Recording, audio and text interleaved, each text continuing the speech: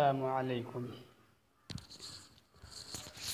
साथियों, मैं आपके अपने YouTube channel Ahmad Urdu classes से अब्दुल हसीब आपका इस्तकबाल करता हूँ।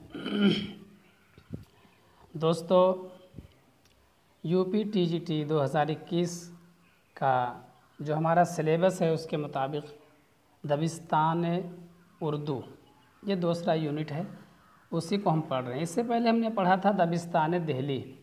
आज हम पढ़ेंगे दबिस्तान लखनऊ और उसकी अहम खसूसियात। ये थ्योरी की क्लास है।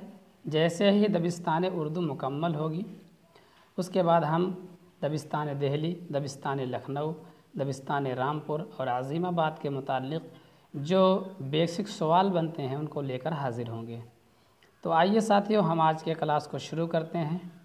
और शुरू करने से पहले आपसे दरख्वास्त है कि आपने अगर हमारे YouTube channel Ahmad Urdu classes को अभी तक सब्सक्राइब नहीं किया है तो सब्सक्राइब ज़रूर कर लें और बेल आइकन को प्रेस कर लें, लाइक और शेयर भी करते रहें।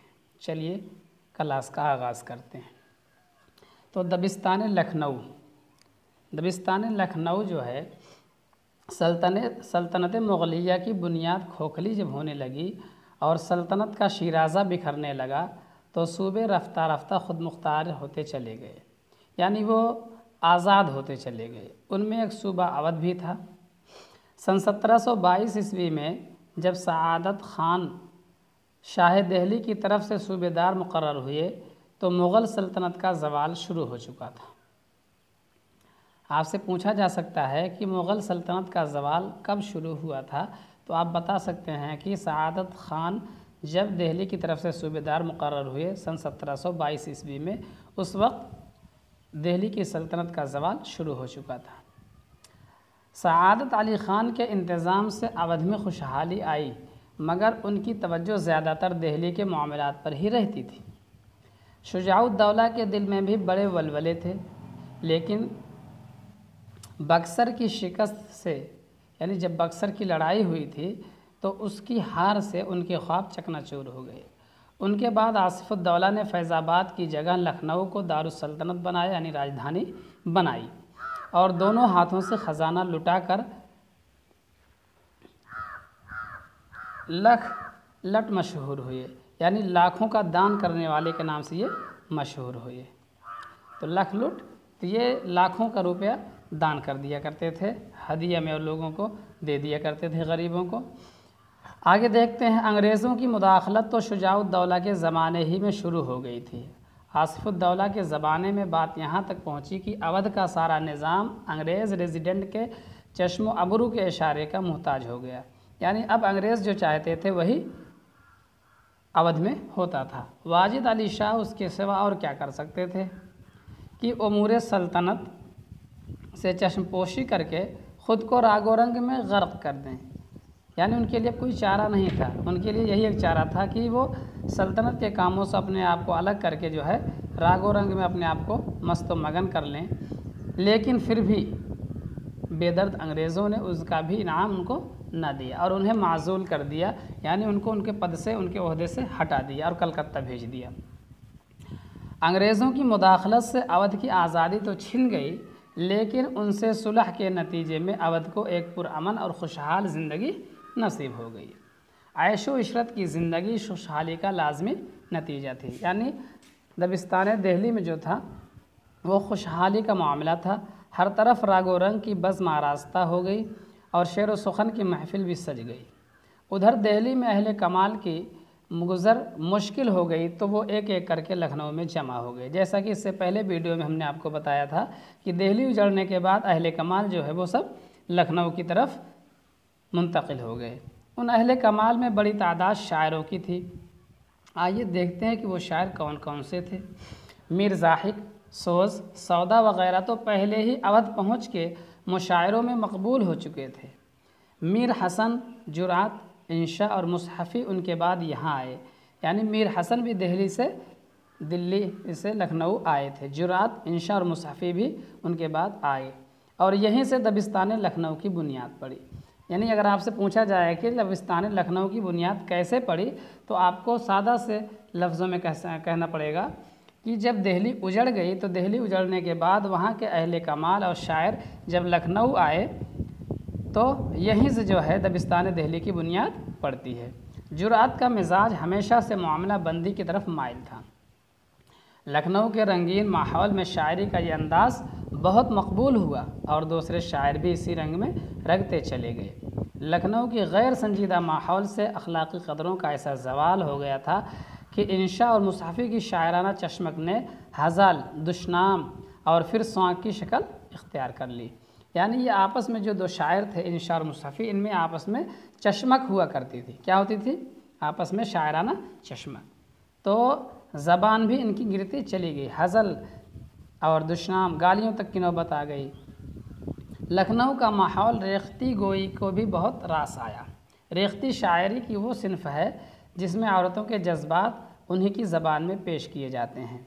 अगर आपसे पूछा जाए कि रेख्ता किसे कहते हैं तो रेख्ता तो उर्दू का नाम है, लेकिन रेख्ती एक सनात है जिसमें औरतों के जज्बात को उन्हीं के अल्फाज में, उन्हीं के जो है ज़वाल पजीर अंदाज में, उन्हीं के लफ्ज़ों में बयान किया जाता है। रंगीन और इंशा के कलम ने इस मैदान में खूब गिलकारियाँ की। उससे अगली नस्ल के शायरों में नासिख का नाम काबिल ज़िक्र है। यानी जब मुसहफ़ी वग़ैरह के बाद की जो नस्ल आई उसमें जो है शेख इमाम बख्श नासिख का नाम जो है काबिल ज़िक्र है। इस्लाह ज़बान उनका असल कारनामा है। ये पूछा जाता है सवालों में कि नासिख का सबसे अहम कारनामा क्या है, तो नासिख ने जो है ज़बान की इस्लाह पर बहुत ही अहम काम किया है। हमारे तनक़ीद निगारों ने उनको अदबी डिक्टेटर कहा है। ये भी सवाल बनता है कि अदबी डिक्टेटर किसको कहा जाता है, तो शेख इमाम बख्श नासिख को जो है अदबी डिक्टेटर कहा जाता है, क्योंकि जिस लफ्ज़ या जिस मुहावरे को उन्होंने रद्द कर दिया वो टकसाल बाहर हो गया। लखनऊ की इनफरादियत उन्हीं के दम से कायम हुई।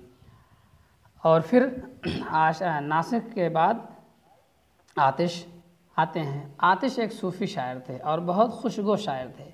उन्होंने साबित कर दिया कि शायरी मुरस्सा साजी है और शेर कहना मोती पिरोने के बराबर है। नाशिक के शागिर्दों में वज़ीर हैं, बर्क़ हैं, रश्क हैं और बहर और मुनीर हैं। और आतिश के शागिर्दों में रिंद, सबा, नसीम और शौक़ वग़ैरह ने बहुत शोहरत पाई। पंडित दयाशंकर नसीम ये ख़ुद आतिश के शागिर्द थे, जिन्होंने मसनवी गुलज़ार नसीम लिखी थी। पंडित दयाशंकर नसीम ये किसके शागिर्द थे? ये भी आतिशी के शागिर्द थे। उन्होंने मसनवी गुलज़ार नसीम लिखकर बक़ाए दवाम के दरबार में जगह पाई। ज़मीर व खलीक़ और उनके बाद अनीस व दबीर के हाथों मरसिया की सिनफ ने बेमिसाल फ़रोग़ पाया। तो जहाँ तक मरसिया निगारी का मामला है तो उसमें सबसे अहम मकाम अनीस और दबीर का है।